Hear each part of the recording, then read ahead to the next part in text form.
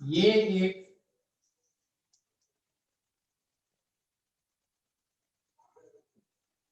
Equilateral triangle है।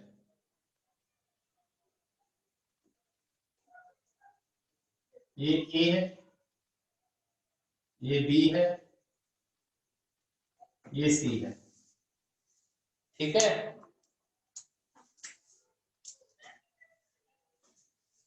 A B की तरफ दौड़ता है, बी सी की तरफ दौड़ता है, सी ए की तरफ दौड़ता है। ध्यान से समझे, सेम स्पीड से। सबकी स्पीड वी नॉट ही है, और वी नॉट चेंजिंग होगी स्पीड किसी की भी। क्वेश्चन है, ए बी की तरफ दौड़ रहा है, बी सी की तरफ दौड़ रहा है, और सी ए की तरफ दौड़ रहा है। ये बताइए कहाँ पे मिलेंगे और कब मिलेंगे?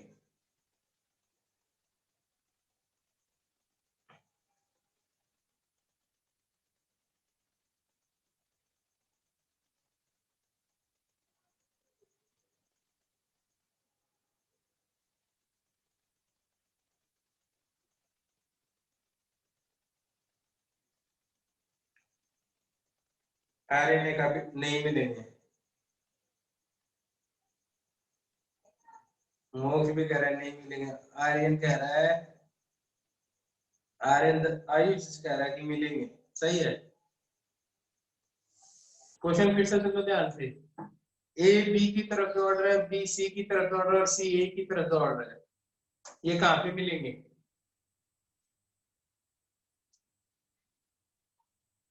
ए एक बंदे का नाम है, बी दूसरे बंदे का नाम है, और सी तीसरे बंदे का नाम है। सबकी स्पीड सेम। हाँ, सबकी स्पीड सेम है, सब एक दूसरे की तरफ दौड़ रहे हैं।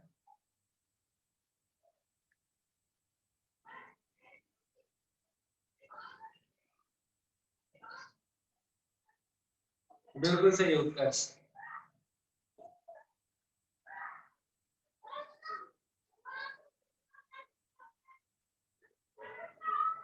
तो बताओ कैसे?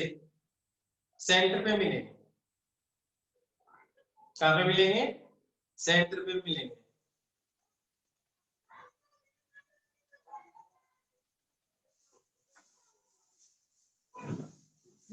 मैंने क्वेश्चन में क्या बोला? ए बी की तरफ दौड़ा, बी सी की तरफ, और सी ए की तरफ। थोड़ी देर बाद में बी आ जाएगा, तो इधर थोड़ी दौड़ेगा, ये इसकी तरफ हो जाएगा ना।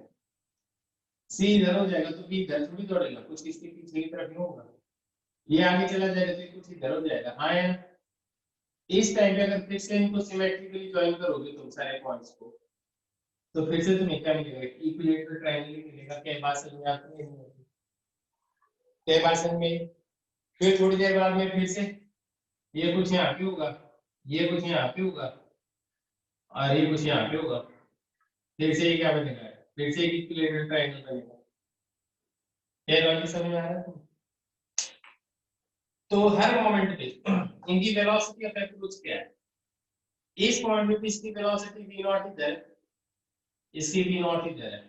ये एक दूसरे की तरफ किस वेलोसिटी से आ रहा है? ये तो 60 डिग्री एंगल ही रहेगा फिर। तो ये वेलोसिटी कितनी हो जाएगी? v naught cos 60, that is v naught by 2। इधर से कितने से आ रहा है? v नॉट, और ये क्या है? v naught by 2। तो इनकी वेलोसिटी ऑफ अप्रोच कितनी है? 3 v नॉट बाय 2 इनकी वेलोसिटी ऑफ अप्रोच है।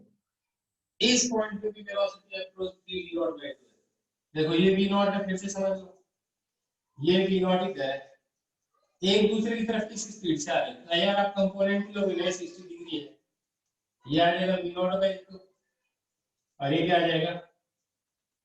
√3 v नॉट बाय 2। ये वाला, तो ये इधर इस डायरेक्शन में जा रहा है, इस डायरेक्शन में, तो इन दोनों की वेलोसिटी ऑफ अप्रोच क्या है? 3 v नॉट बाय 2 आया ना?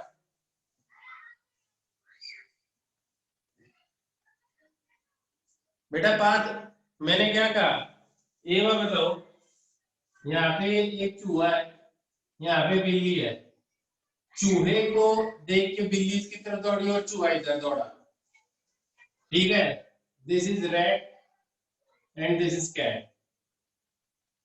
ये बताओ, तो अगर ये इसको पकड़ने के लिए दौड़ेगा तो इधर ही थोड़ी दौड़ता रहेगा, तो इधर चली जाएगी, फिर तो कभी नहीं पकड़ पाएगा चूहे को।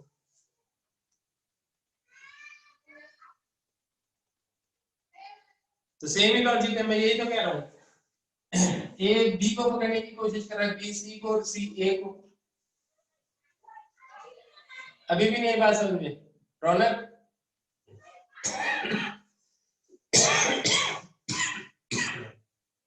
रौनक समझ में आई बात? हाँ ये तो बात है। हाँ तो वेलोसिटी ऑफ अप्रोच ये आएगी। अब ये तो समझ में आएगी आपका? अरे यार एक बार बता, ये इक्विलेटरल ट्रायंगल है, सिंपल बात समझ। इसकी वेलोसिटी v नॉट इधर है, इसकी वेलोसिटी v नॉट इधर है। ये बता वेलोसिटी ऑफ अप्रोच क्या है? ये 60 डिग्री है। अप्रोच क्या होती है? लाइन जॉइनिंग के अलाउंग क्या वेलोसिटी है? Relative velocity. तो लाइन जॉइनिंग ये भी दोनों की, ये v नॉट से आ रहा है और ये v नॉट का ये वाला कंपोनेंट है v नॉट बाय 2। तो किस वेलोसिटी से अप्रोच कर रहे हैं एक दूसरे को? 3v naught by 2। इस रेट से डिस्टेंस कम हो रही होगी। हमेशा ये ऐसा ही ना होगा। इस टाइम पे भी इक्विलेटरल ट्रायंगल है, ये जब ऐसे इक्विलेटरल ट्रायंगल बना होगा, फिर से ये v नॉट है, ये v नॉट है, ये 60 डिग्री है, तो फिर से v नॉट बाय 2 है ना। तो हमेशा इनकी अप्रोच वेलोसिटी सेम ही रह रही है और दोनों के बीच की डिस्टेंस कितनी थी? l थी। तो l divided by 3v naught by 2, ये टाइम है, ये कितना आ जाएगा? 2l बाय 3v नॉट है। इतने टाइम बाद में मिल जाएंगे।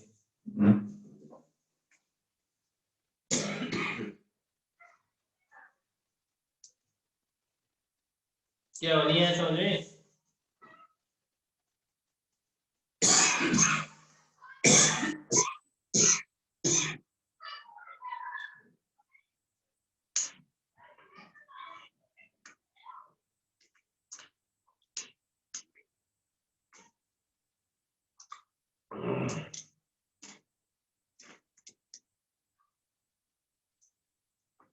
सात्विक सुन फिर से, टाइम क्या होता है? Distance upon speed.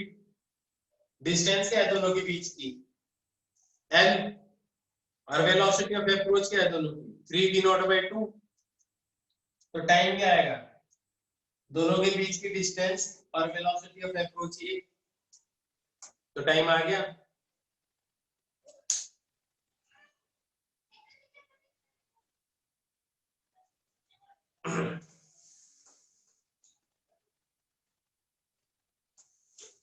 Velocity of approach फिर से बताऊं?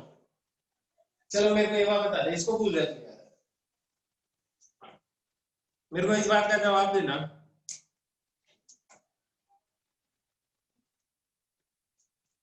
ए इधर जा रहा है 20 मीटर पर सेकंड से, बी इधर जा रहा है 5 मीटर पर सेकंड से। वेलोसिटी ऑफ अप्रोच बता।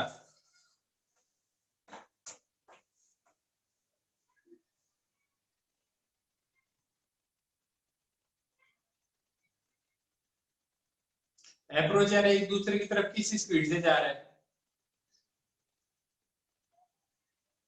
15 होगा? 25 होगा बेटा। दो गाड़ियां आमने सामने आ रही है तो टाइम ज्यादा लगेगा, दूसरी भी चल के आएगी तो। बोलते नहीं है 2 कदम तुम चलो 2 कदम हम चलेंगे तभी पास आएंगे, आया ना?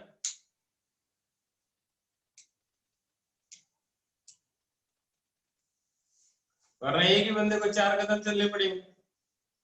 इतनी सिंपल बात है। ठीक है। हाँ ऑब्वियस सी बात है बेटा, अगर मान लें इन दोनों के बीच की डिस्टेंस 100 मीटर थी, एक सेकंड बाद में इन दोनों के बीच की डिस्टेंस कितनी रहेगी? एक सेकंड बाद में इन दोनों के बीच की डिस्टेंस कितनी रहेगी? 75। तो कम हो तो रही है। 2 सेकंड बाद में 50 और 4 सेकंड बाद में बस मिल गए। तो इसे बोलते हैं वेलोसिटी ऑफ अप्रोच। और टाइम आ गया। अब एक चीज होती है, जब ये वेलोसिटी इधर दे रखी है, इधर दे रखी है, तो इस वेलोसिटी का ये कंपोनेंट होगी ना, लाइन जॉइनिंग के अलाउंग वेलोसिटीज के कंपोनेंट होते हैं वेलोसिटी ऑफ अप्रोच। आई बात समझे? समझ में आ गया सबको? एक और सिंपल क्वेश्चन,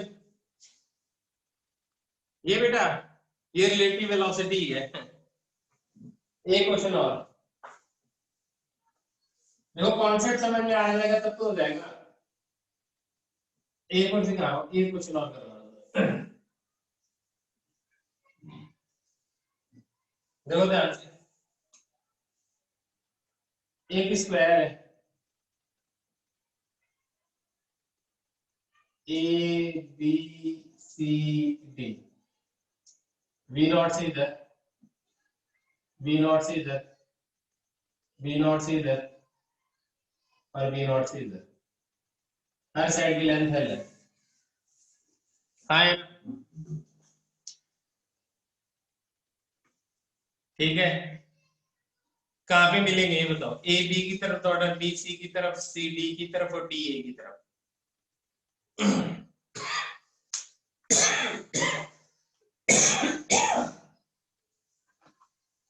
सेंटर पे मिलेंगे, सबको समझ में आ रही है बात?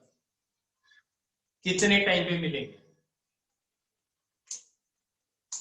किस टाइम पे मिलेंगे?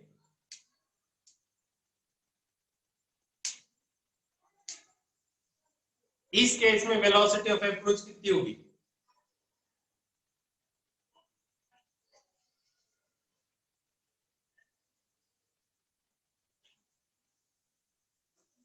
इस केस में वेलोसिटी ऑफ अप्रोच क्या होगी? बिल्कुल v नॉट होगी। तो कितने टाइम पे के बाद में मिलेंगे?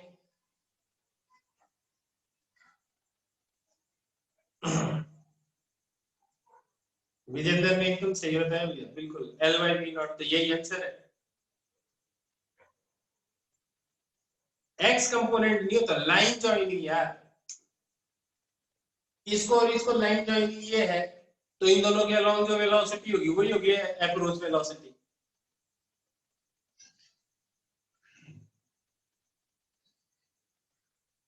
To L by v naught नहीं बेटा, L by v not.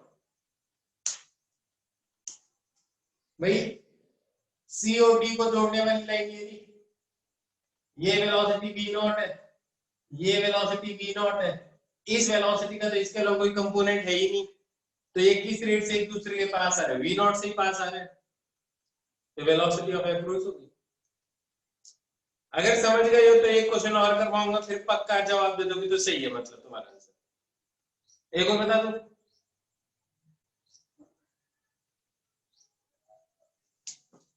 Most highlighting अगर आइसोसेलेस ट्रायंगल हो तब कैसे करेंगे? तब नहीं करेंगे हम, फिर नहीं करेंगे हम, बढ़िया नहीं लगेगा फिर मेरे को।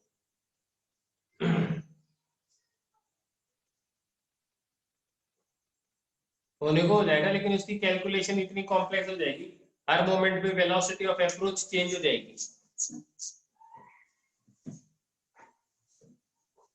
और कोई दिक्कत नहीं उसकी।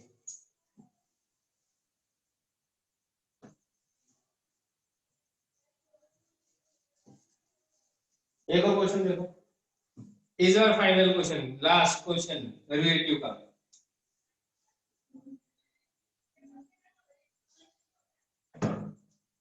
देखो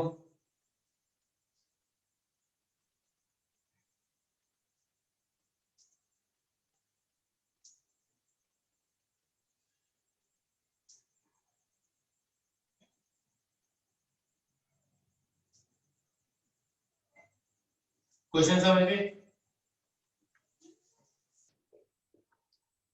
क्वेश्चन समझ गए हैं देखते ही?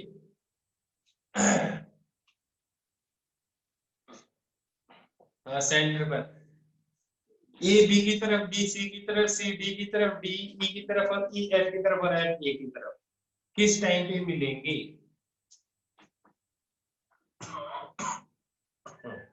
गलत नहीं होना चाहिए, टाइम लेना चाहिए 2 मिनट, आराम से सोच के करो।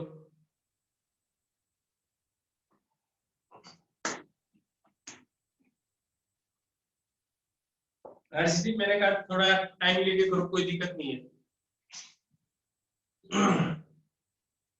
जल्दबाजी की कोई जरूरत नहीं है, अब तुम्हें कॉन्सेप्ट भी आता है।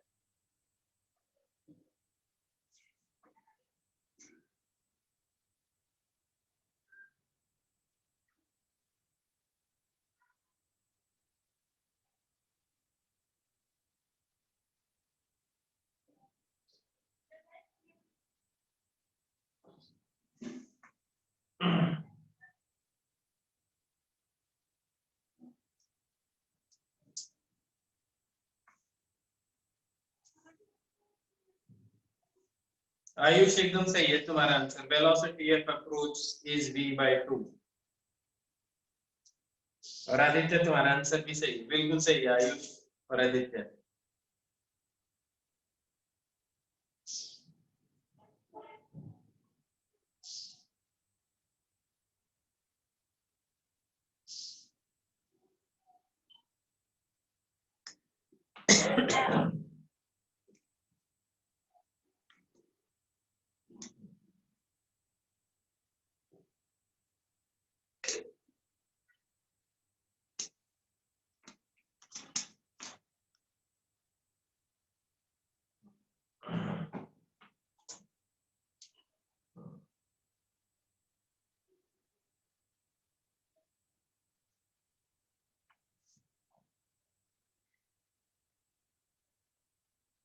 उत्कर्ष सही है।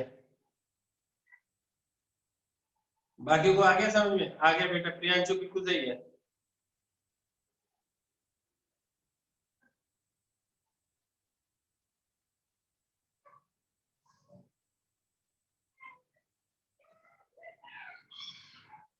डिस्टेंस ट्रेवल्ड क्या होगा? हर एक के कारण,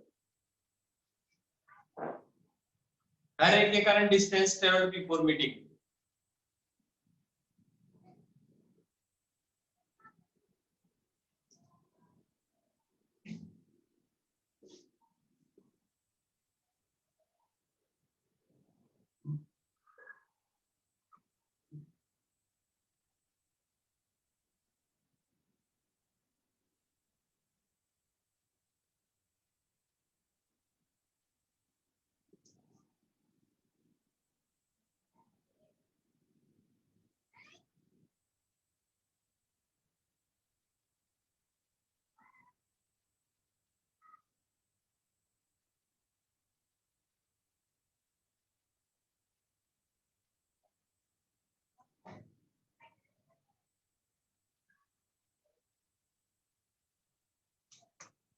कोई बात नहीं विकास, नहीं है कोई बात नहीं। देख वी नॉट, वी नॉट, अब ये एंगल होगा 60 डिग्री, ठीक है। इस वेलोसिटी का ये कंपोनेंट क्या होगा? V naught by. अब जरा देखो, ई की वेलोसिटी इधर है वी नॉट बाई 2 और इसकी वेलोसिटी है वी नॉट इधर। मेरे को बता सकते हैं वेलोसिटी ऑफ अप्रोच क्या होगी? लाइन जॉइनिंग के अलोंग ही देखते हैं ना, क्या होगी वेलोसिटी ऑफ अप्रोच? सिंपल यही करो ना, ए और बी, इसकी वेलोसिटी 5 मीटर पर सेकंड है, इसकी वेलोसिटी 8 मीटर पर सेकंड है। अब बताओ वेलोसिटी ऑफ अप्रोच क्या है इस केस में वेलोसिटी ऑफ अप्रोच क्या है? 3, ठीक है। तो बस वही बात है, किसमें वेलोसिटी ऑफ अप्रोच क्या है? v नॉट बाई 2, डिस्टेंस क्या है l divided by velocity of approach. तो टाइम आ गया, तो टाइम किसके बराबर आ गया? 2l बाई v नॉट आ गया है। कितना गया है? 2l by v not.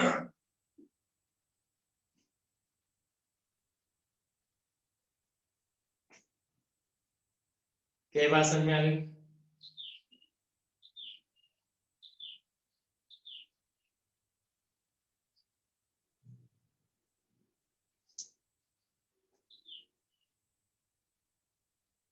Distance travelled, हर एक बंदे ने कितना डिस्टेंस ट्रेवल किया एडमिट करने से पहले?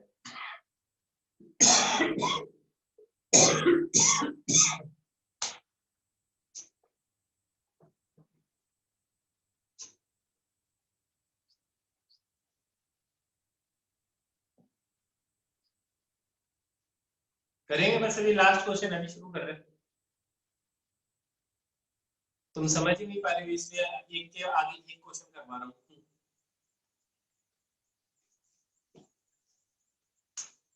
चलो, डिस्टेंस क्या होता है? Speed into time. आया ना,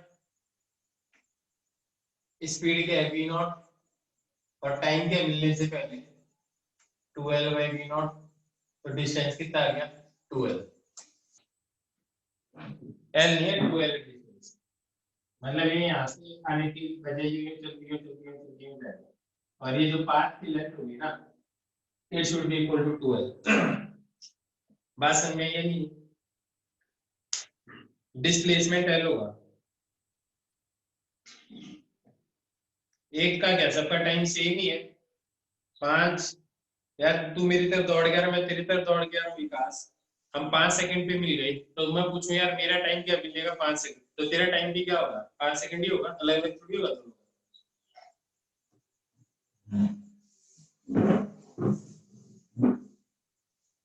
एक साथ ही मिलेंगे सारे के सारे, सिमेट्रिक सिचुएशन है तो।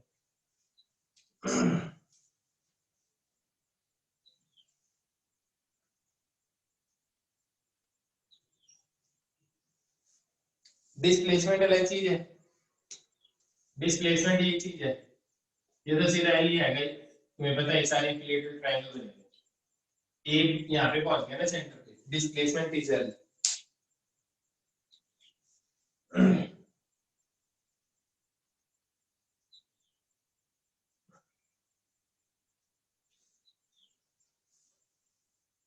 अब सुनो, सबके लिए यही होगा, बी की तरफ क्या होता है डिस्प्लेसमेंट डायरेक्शन, और बता देना, सब चलेंगे तो एल लेंथ ही, डिस्प्लेसमेंट तो सबका एल ही होगा मैग्नीट्यूड में, किसी एक को अनम्यूट करना पड़ेगा एक बार यार।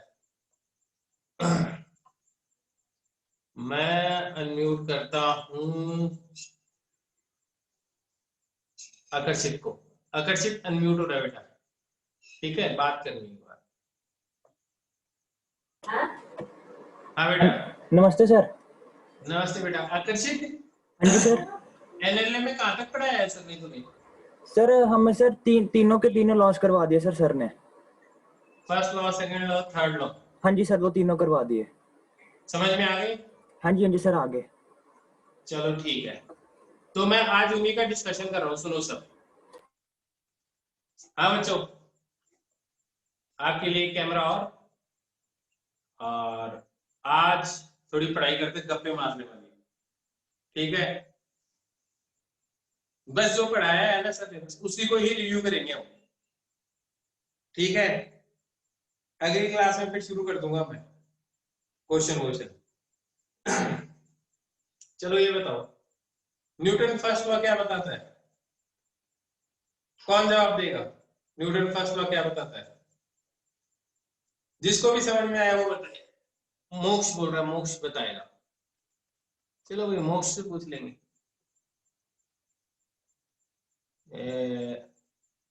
बोल बेटा मोक्ष। सर न्यूटन फर्स्ट लॉ कहते हैं कि अगर बॉडी रेस्ट पे है तो वो अपनी रेस्ट की कंटिन्यूस पे रहना चाहिए, अगर मतलब दूसरी बॉडी के कांटेक्ट में, अगर दूसरी बॉडी मतलब इमोशन में है तो पहली बॉडी, अगर दूसरी बॉडी मोशन में आ रही है तो पहली बॉडी रेस्ट पे है तो रेस्ट पे रहना चाहिए, और दूसरी बॉडी अगर मोशन में है तो उसे जब तक रोका नहीं जाए तो वो मोशन में रहना चाहिए। कोई बात नहीं, एंजल चौधरी तुम्हें अनम्यूट कर रहा हूँ बेटा।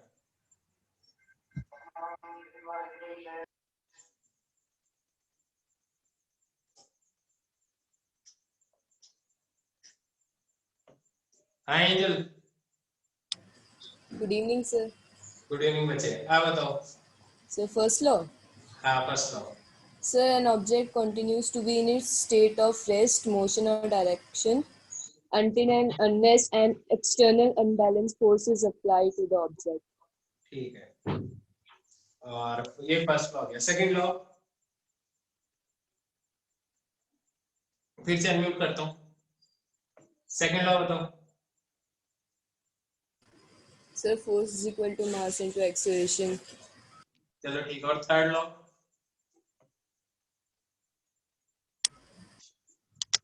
For each and every action, there is an equal and opposite reaction. यही पढ़ाया है सर ने, तुमने यही समझा है बेटा? Sir, क्या समझी नहीं मैं? मैं बोल रहा हूँ सर ने यही पढ़ाया और तुमने यही समझा है क्या? Yes, sir. ठीक है, तो सुनो, अब ध्यान से सुनो मैं क्या कहता हूं। फर्स्ट लॉ ये बताता है कि अगर किसी चीज पे फोर्स ना लगे तो क्या होगा। ऑब्वियस सी बात है, फोर्स ना लगे तो क्या होगा। तो क्या होगा, जो चीज रुकी है वो रुकी रहेगी।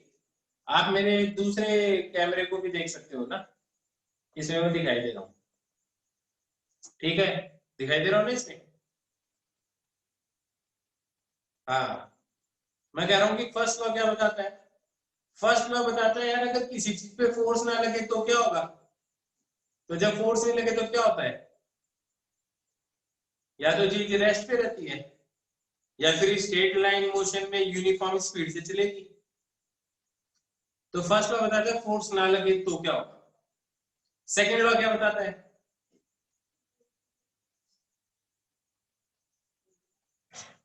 कि फोर्स लगेगा तो क्या होगा। ऑब्वियस ही बात है, आया ना। कि फोर्स लगाओगे तो क्या होगा, क्या होगा, नेट फोर्स लगेगा तो एक्सेलरेशन होगा, सबको पता है। तो सेकंड लॉ ने यही चीज बताई। अब ये बताओ थर्ड लॉ ने क्या बताया। थर्ड लॉ ने क्या बताया। अच्छा, मोक्ष बोल रहा है, मैं बताऊंगा, कोई बात नहीं, मोक्ष को बोलते हैं। एक मिनट, मोक्ष बताएगा थर्ड लॉ क्या है। एक मिनट, चलो मैं सात्विक से पूछूंगा।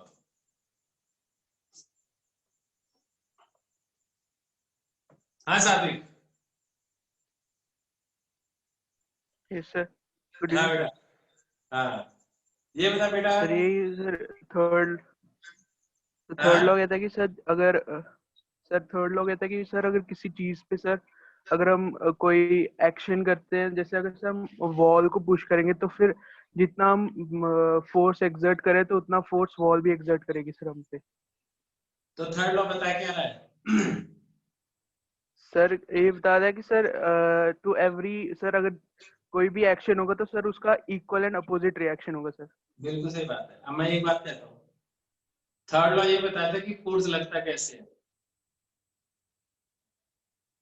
भाई उनको डेफिनेशन में तो लिखा है यार हमने, हाँ है ना।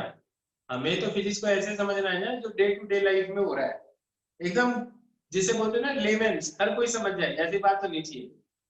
हाँ है ना, फोर्स कैसे लगेगा, हाउ टू अप्लाई फोर्स।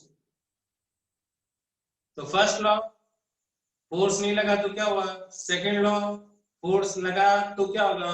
अब थर्ड लॉ, फोर्स लगेगा कैसे। बस तीनों यही है और कुछ नहीं है, ऐसे घुमा घुमा के लिखा हुआ है, अलग अलग डेफिनेशन। क्या बात समझ में आ गई, क्या बात समझ में आ गई सबको।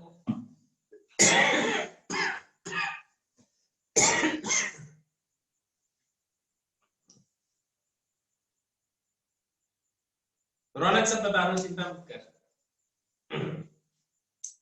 बेटा, रेस्ट लेंगे बस अभी, थोड़ा सी और पढ़ा देते हैं। सुनो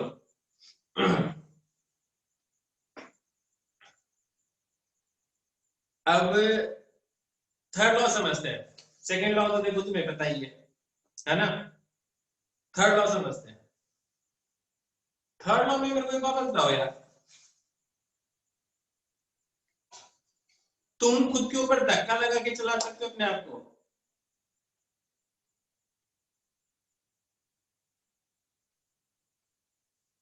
बेटा होस्ट को ही करना है मैसेज, खुद पे धक्का लगा के चला सकते हो। मैं एक कई बार सोचता था, बचपन में था ना, मैं सोचता था कि यार एक काम करो, ये जो सब्जी बेचने वाला होता है ना, आलू ले लो कांदा ले लो, आया ना, ये कितना बेवकूफ आदमी है, धक्का भी लगा रहा है और चला भी रहा है उसको, जमीन पे चल भी रहा है। थोड़ा बेटर ये नहीं था कि वो खुद ही उसके ऊपर रेडी पे बैठ जाता और फिर धक्का लगा लेता, चलना तो नहीं पड़ता।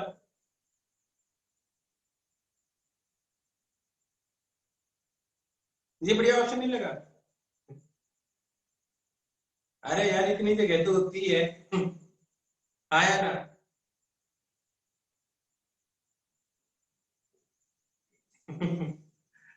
बात समझ में आई नहीं है। बात ये है वेट पढ़ने की बात नहीं है, बात यह है अगर आपको रेडी को चलाना है तो रेडी को एक्सटर्नल फोर्स लगाना पड़ेगा, एक्सटर्नल बाहर से फोर्स लगाना पड़ेगा। आई बात समझ?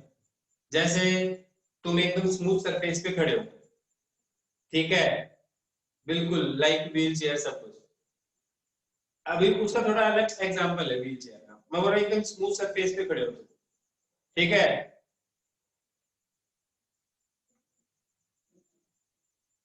वो भी बता रहा हूँ कॉन्सेप्ट, वो भी बता रहा हूँ, आकर्षित सारा कॉन्सेप्ट बताऊंगा मुझे। मैं ये कह रहा हूं कि जब तुम एकदम स्मूथ सरफेस पे खड़े हो तो तुम खुद तो बाहर आ नहीं सकते, हाँ या ना? जैसे तुम कीचड़ में चले जाते हो तो कीचड़ से बाहर आना मुश्किल होता है, तुमने मूवी में देखा होगा, फिर बाहर से कोई पकड़ के खींचता है तो फिर वो कीचड़ से बाहर निकलता है, हाँ या ना? ऐसा होता है ना, बिल्कुल दलदल मान लो, कुछ भी मान लो। तो बिल्कुल वही बात है कि भैया बाहर निकालने वाला जो फोर्स है ना वो एक्सटर्नल होना चाहिए, कोई भी चीज खुद के ऊपर फोर्स लगा के नहीं चला सकती, बिल्कुल सही बात है।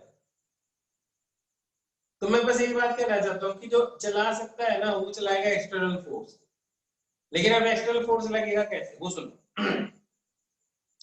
मान लो पेड़ पे रस्सी बांध रखी है, तुम्हें ऊपर जाना है पेड़ पे रस्सी के थ्रू, तुम रस्सी को पकड़ के किधर खींचोगे?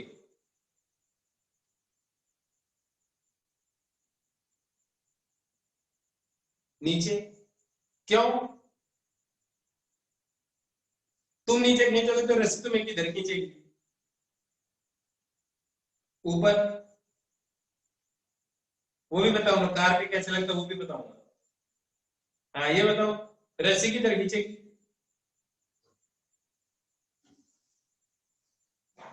ऊपर खींचेगी रस्सी, आया ना? अब जब रस्सी ऊपर खींचेगी तो आपके नीचे वाले फोर्स है mg से ज्यादा अगर ऊपर वाला फोर्स होगा, रस्सी पे फोर्स लगा तो उसे टेंशन बोलते हैं, तो अब आप ऊपर चले जाओगे, थोड़ा फोर्स लगाओगे तो ऊपर नहीं जाओगे। क्यों? जितना फोर्स आप रस्सी पे लगाओगे रस्सी उतना ही फोर्स आप पे लगाएगी, इसको बोलते हैं एक्शन रिएक्शन पे। ध्यान से समझना इस बात, तुम जितना लगाओगे देखो रस्सी उतना ही लगाएगी, तुम कम लगाओ रस्सी कम लगाएगी तो ऊपर नहीं जा पाओगे, तुम ज्यादा लगाओगे रस्सी भी ज्यादा लगाएगी, अब तुम ऊपर जा पाओगे। ये बात समझ में आई है नहीं? आया ना? और देखो तुम्हें पता ही नहीं चला कभी, तुम जब जमीन पे आगे चलते हो तो तुम जमीन पे किधर फोर्स लगाते हो?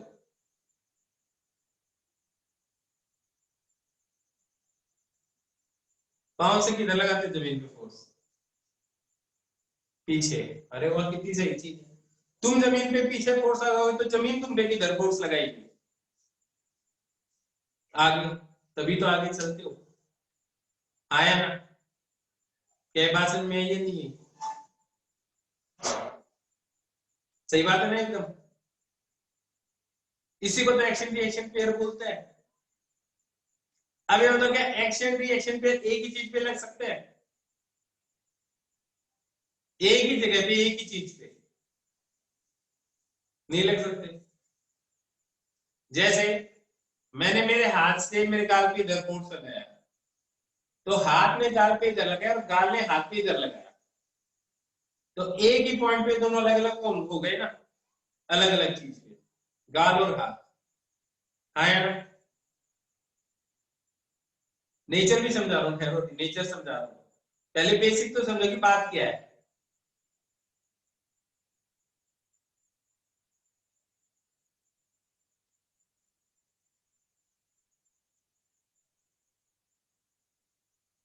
ऐसे नहीं होता बेटा, रस्सी को खींचने पे बराबर रहना चाहिए, मतलब समझ में नहीं आया। मोक्ष, एक बार तेरे को अनम्यूट कर रहा हूं।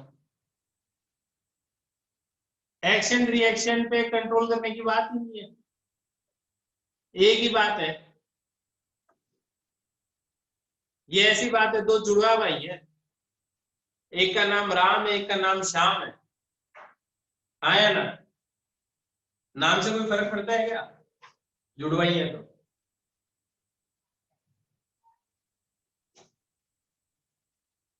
ना बेटा मैं आईआईटी नहीं हूँ, मैं तो बस ऐसे सिंपल काम करता हूँ।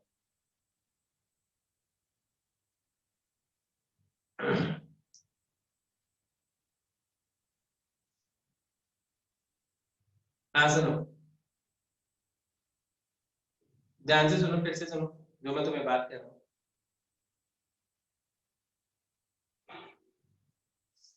अरे बात सुनो, बात सुनो। मैं ये कहता हूँ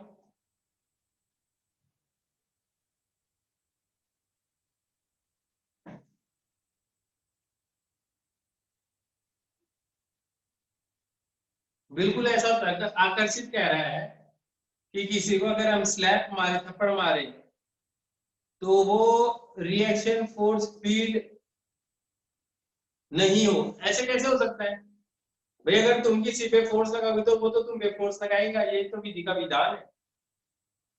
बिल्कुल तुम्हारे हाथ को, तो तुम स्लैब क्यों मार रहे हो? तुम दीवार के मारो ना यार, पता चल जाएगा कि तुम्हारे हाथ पे फोर्स लगता है नहीं लगता मारने में। बंदे के क्यों मार रहे हो? कंट्रोल नहीं कर सकते। एक ही बात है, एक्शन रिएक्शन पेयर, किसी को भी एक्शन बोल दो और किसी को भी रिएक्शन बोल दो, कोई फर्क नहीं पड़ता। बात ये है कि दोनों एक साथ लगेंगे, सेम टाइम के लिए लगेंगे। बात समझ में? चलो यार एक बार मुझ से ना पूछना चाहता है कुछ। अब मोक्ष पता नहीं इतनी फास्ट, बेटा यार एक बात बता, मोक्ष इतनी फास्ट तू टाइम कैसे करता है यार? चैटिंग कुछ ज्यादा ही करता है तू। हाँ भाई मोक्ष बोल। Hello sir. सर मेरा एक डाउट था कि ये जो अपना आपने वीडियो लेक्चर में बताया था, जो रिकॉर्डेड वाले थे, हाँ उसमें बताया था कि अगर सर नीचे को फोर्स लगेगी तो सर ऊपर को भी लगेगी। क्या लगेगी? नीचे को अगर फोर्स लग रही है तो ऊपर को भी लगेगी। तो लगेगी वो तो। सर तो उसमें सर जैसे ये ग्रेविटेशनल फोर्स है और ये रस्सी की फोर्स है, जैसे हम ऊपर खींच रहे हैं सर, तो हम तो सर पेड़ के ऊपर लगा के ऊपर जा रहे हैं सर, तो ग्रेविटी हमें नीचे खींचनी चाहिए सर, तो हम तो ऊपर जाने नहीं चाहिए सर। अच्छा, मान ले तेरे एक हाथ को पकड़े तेरी मम्मी खींच रही है, एक हाथ को पकड़ के तेरे पापा खींच रहे, दूसरे हाथ को पकड़ के है, और मान ले तेरी मम्मी में ताकत ज्यादा है, तो तू किधर जाएगा? मम्मी की तरफ जाएगा, पापा की तरफ जाएगा? की तरफ। क्यों? ताकत ज्यादा है अरे यार तो ऑब्वियस ही बात है, रस्सी तेरे पे ज्यादा फोर्स नहीं लगा सकती एमजी से। सर। एमजी तो तेरा क्या है, mass into gravitational force, acceleration due to gravity yes sir. है। यस और सर। मान लो ये बता तेरा मास मास कितना है तेरा? पता नहीं सर। आइडिया? आइडिया 70 के आसपास होगा, 70 के आसपास होगा। सही सही आइडिया बता, गलत मत बता। सच बोल रहा हूँ सर। अच्छा ठीक है, तो तेरा वेट है 70, तो तेरा यस सर। वेट 70 नहीं है, तेरा मास 70 है। हाँ मास 70। ठीक है, यस सर। अब मेरे को एक बार बता, तेरा मास अगर 70 केजी है, तो धरती माता तेरे पे नीचे की तरफ कितना फोर्स लगाती है? 9.8। 9.8। एक्सीलरेशन ड्यू टू ग्रेविटी 10 मान ले, धरती यस। माता कितना फोर्स लगाती है तेरे को, किसको ये खींचती है? 700 न्यूटन। 700 न्यूटन। फोर्स की यूनिट न्यूटन होती है, आए यस। ना? Yes sir. अब मान ले मैं तेरे हाथ बांधू एक रस्सी से, और रस्सी को पकड़ के मैं ऊपर खींचू, और रस्सी में फोर्स हो जाता है मान ले 80 न्यूटन, यस सर। है ना? हाँ सर। कितना फोर्स हो जाता है? 80। तो क्या तू उठ जाएगा जमीन से? नहीं। 80, रस्सी का फोर्स हो गया 400 न्यूटन, अब उठ जाएगा? नहीं सर। 700 न्यूटन, नहीं। 800 न्यूटन, अब उड़ जाऊंगा। तो बस तो यही होता है, तो ऊपर जाता है तो। हो गया सर। हाँ तो बस तो होना ही था। हाँ भाई, बाकी सब आ जाओ वापिस पिक्चर में।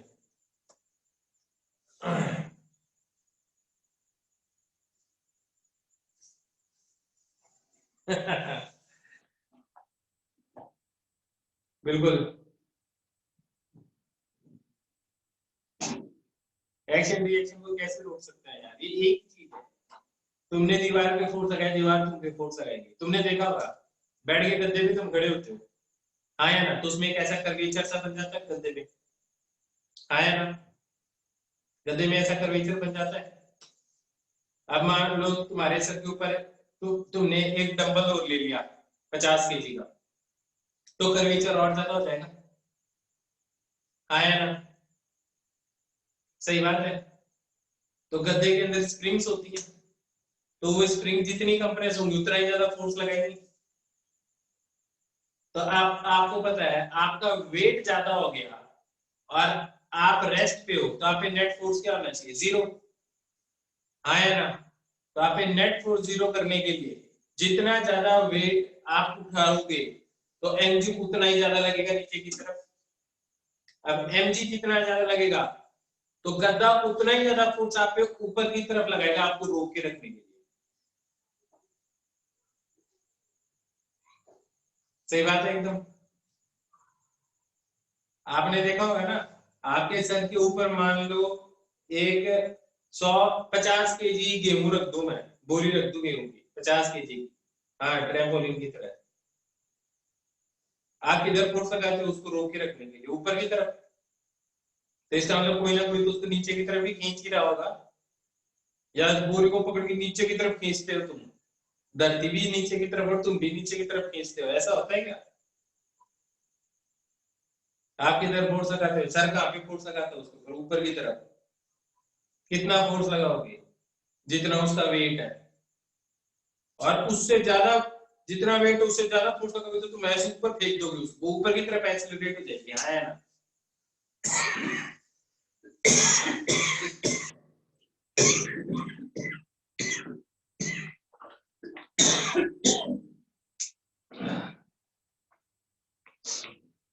बात समझ में आई है नहीं?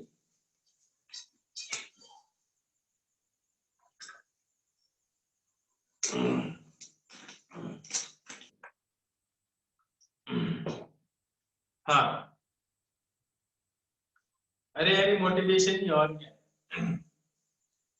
है ना। अब मैं तुम्हें एक बात और बताता हूँ, बड़ी इंटरेस्टिंग सी बात है। एक्शन रिएक्शन पेयर तो समझ में आ गया। अब एक बात ये आती है कि यार कार पे कौन धक्का लगाता है चलाने के लिए? कार को कौन चलाता है? पहली बात तो ये,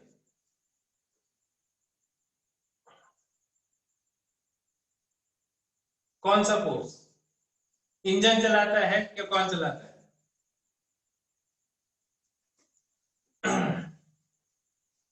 कई बार ऐसा देखा है तुमने कि जैसे कीचड़ में गाड़ी चली जाती है तो आगे भी बढ़ती, कई बार जैसे बर्फ के ऊपर कई बार आगे भी बढ़ती, महसूस किया ये? तो अगर टायर ही चलाते तो बर्फ के ऊपर भी चल जाती, कहीं रुकने की जरूरत ही नहीं थी। मैं कह रहा हूँ कि कई बार देखा है ना कि सड़क के ऊपर, बर्फ के ऊपर गाड़ी चलती नहीं है, वहीं उसके व्हील घूमने लग जाते हैं। इट मीन जो चीज चलाती है ना वो फ्रिक्शन चलाता है, और फ्रिक्शन कौन सा है? बाहर वाला फोर्स है, धरती लगा दी तुमने फ्रिक्शन। बात समझ में आई है नहीं? हाँ, वो कांटेक्ट कम हो जाता है, वो फ्रिक्शन कांटेक्ट फोर्स ही होता है। फ्रिक्शन क्या होता है? कांटेक्ट फोर्स होता है। समझाऊंगा वो कैसे, अगली क्लास में बताऊंगा। Nature of types of forces. तुम्हारे पास एससी वर्मा है ना? एससी वर्मा है सबके पास? एचसी वर्मा के अंदर एक चैप्टर है द फोर्सेस, 4 चैप्टर है शायद, उसकी रीडिंग लगाना। एस एल अरोड़ा ठीक है ना? एस एल अरोड़ा ठीक नहीं है, वो स्कूल के लिए बढ़िया है, होता है ना। तुम जमीन पे पीछे फोर्स करते हो, जमीन तुम पे आगे की तरफ फोर्स लगाती है, वो फ्रिक्शन फोर्स ही है। डीसी पांडे भी ठीक है, लेकिन एचसी वर्मा मस्ट है।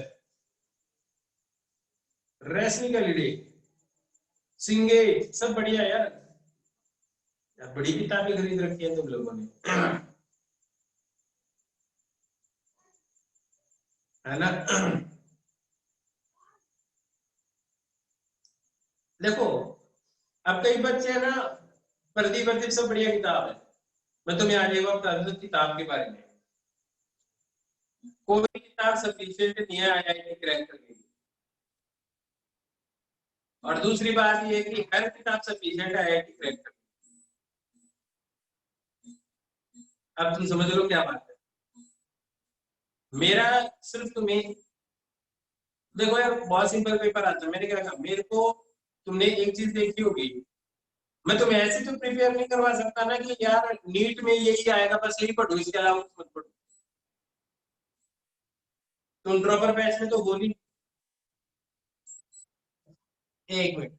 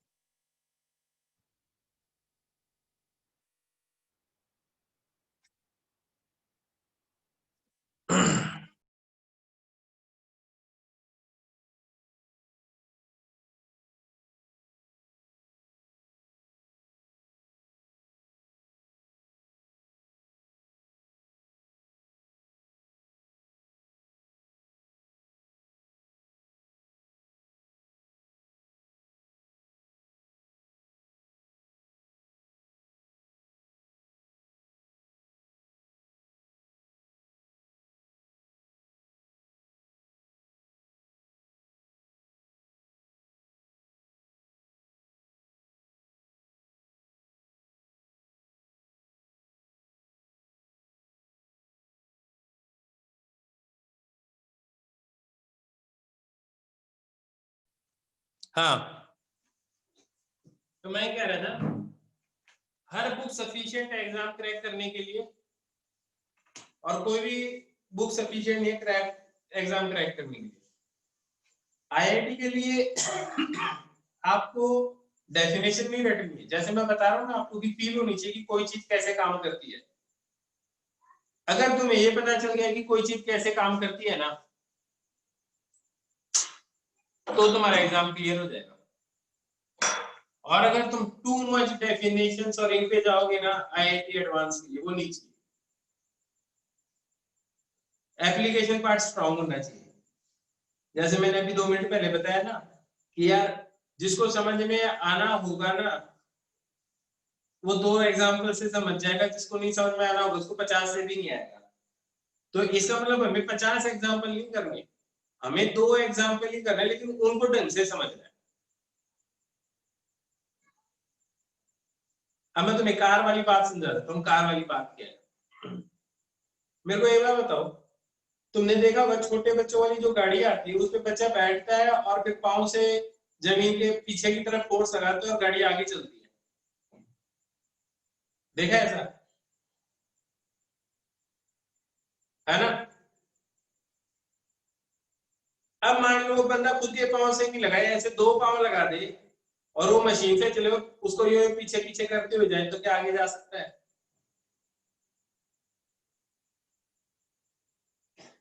हाँ यार, गाड़ी आगे जा सकती है। और अब मान लो जैसे एक पांव उसके साथ में एक और पांव जोड़ दिया, फिर एक और पांव जोड़ दिया, एक और पांव जोड़ दिया, और ऐसे एक टायर सा बन गया और वो सारे चल रहे हैं ऐसे कैसे, और फिर बंदा आगे जा रहा है। हाँ या ना। तो टायर का वही काम है। जो इंजन है ना, जैसे आप हाथ से या पांव से मार के आगे चलते हो, तो आप कहां से एनर्जी लाते हो? खाना खाते हो आप? हाँ या ना। आप खाना खाते हो ना, तभी तो एनर्जी आई ना धक्का लगाने की जमीन पे पीछे की तरफ। तो टायरों के पास कहां से एनर्जी आएगी जमीन पे पीछे की तरफ फोर्स लगाने के लिए? फ्यूल से। हाँ या ना। तो फ्यूल से ही तो एनर्जी आएगी। इंजन रखे रखो, अगर मान लो फ्यूल ही नहीं है तुम्हारे पास, होता है ना कई बार, हम बोलते हैं अरे यार अब गाड़ी कैसे चलेगी, फ्यूल ही नहीं है। तो फ्यूल इज एक्चुअली एनर्जी। और ये पूरा मैकेनिज्म तैयार किया है, जैसे हमारा एक मैकेनिज्म, हमारी एक बॉडी है, वैसे कार की बॉडी बनाई है हमने। हाँ है ना। बात समझ में आई है नहीं? तो दैट इज एनर्जी चाहिए, और वो किसी भी फॉर्म में हो सकती है। इलेक्ट्रिकल व्हीकल आ रहे हैं तो देखो आजकल उससे भी हो गई। अभी तो एक गाड़ी और आई है यार, एक नई गाड़ी आई है, टेस्टिंग में हो, हाइड्रोजन फ्यूल पे चल रही है वो। और भी शानदार कॉन्सेप्ट है, इलेक्ट्रिसिटी से भी शानदार कॉन्सेप्ट है वो।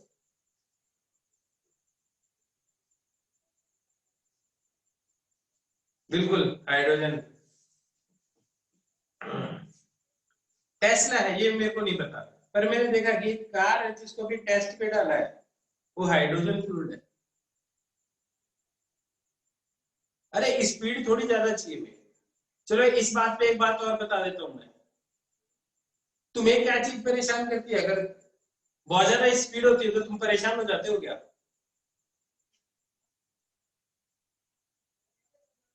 बहुत ज्यादा स्पीड, जैसे स्पीड बहुत ज्यादा हो जाती है, जैसे तुमने देखा होगा कि रोलर कोस्टर में बैठते हैं तो स्पीड से परेशान हो जाते हो क्या तुम बहुत ज्यादा? तो मोक्ष किससे परेशान होते हो?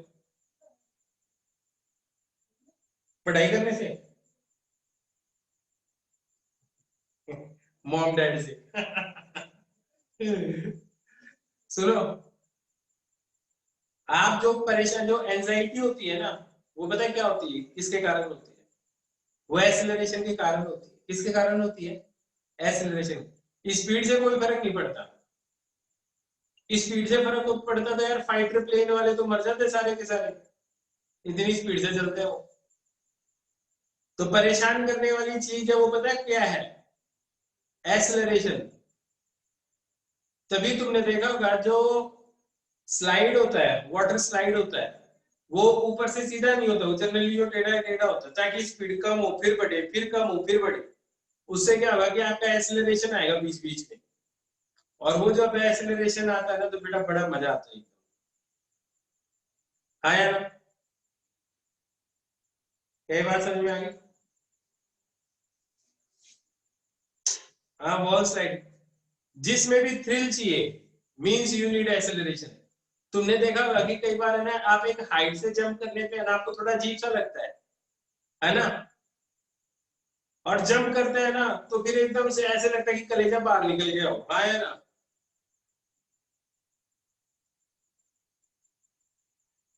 तो बेटा वो एक्सेलरेशन के कारण ही होता है। जितना ज्यादा एक्सेलरेशन उतना दिमाग खराब। क्या बात समझ में?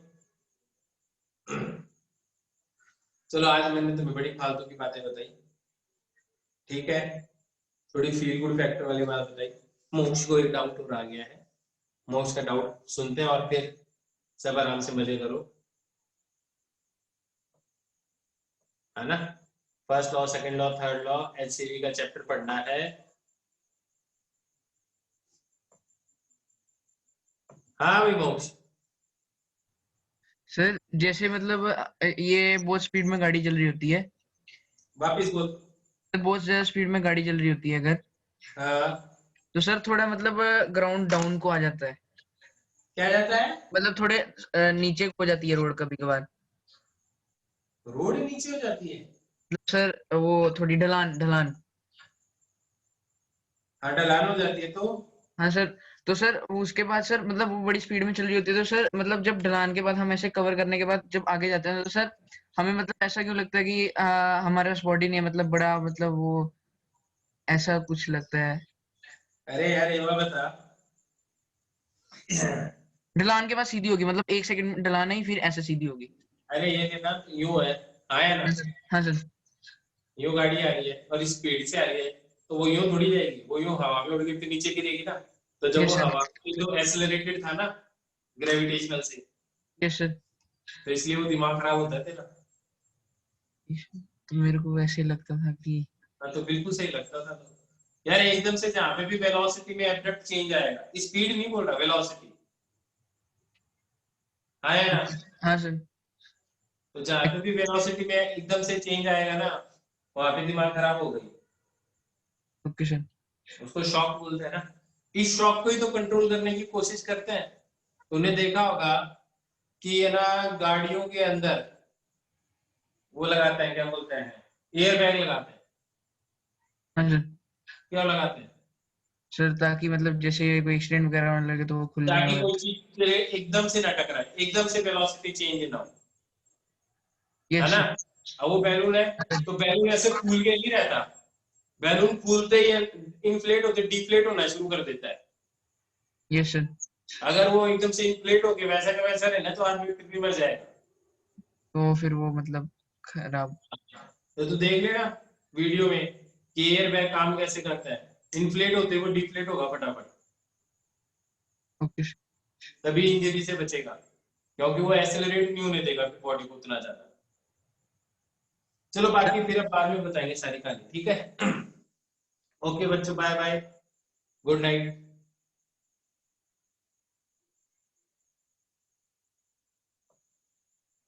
ओके बच्चे, ओके बेटा, थैंक यू।